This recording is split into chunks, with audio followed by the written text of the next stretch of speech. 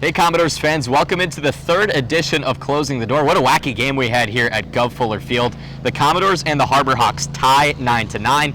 I'm David Korzeniowski, joined alongside Maxwell Trink. And Max, there's a lot to go through here. Let's start with the hitting, 9 runs on 8 hits. Yeah, let's flash it back over to the first inning, and Hayden Cantrell was really the key part when it came into that first home run for the Commodores this season, first home run of his Commodore career, and from that point, that set the basis for the rest of the offense.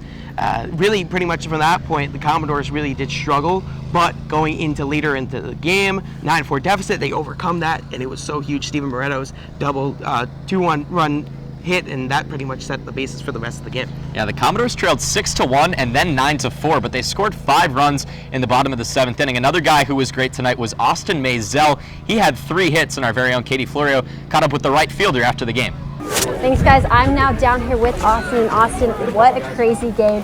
Back and forth all night long. You had a great night tonight.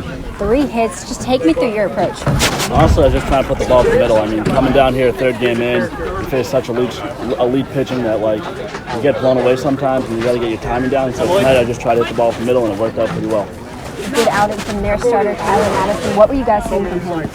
He's just mixing it up. I mean, that's the key. Throw strikes and mix it up, and he mixed it up well. And we kind of threw our hitters for a loop at the beginning, but we kind of caught on towards the end and got in a good rhythm for the rest of the game.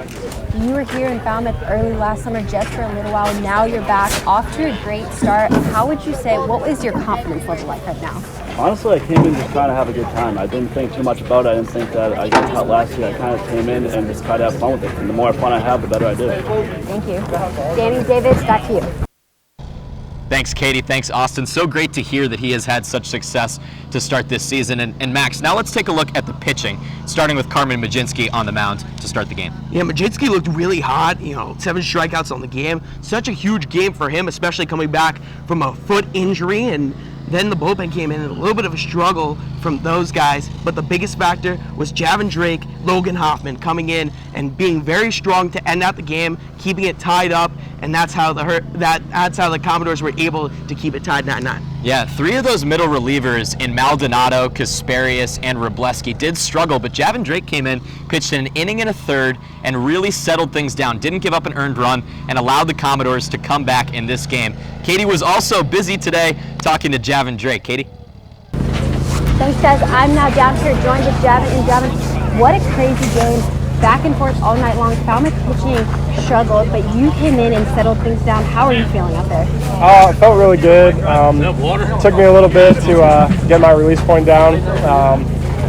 Walked the first down 4 pitches, but thankfully I was able to settle in and start throwing strikes, and went from there. You guys were down 6-1 at one point. I know it wasn't a win, but you did come back to manage a tie.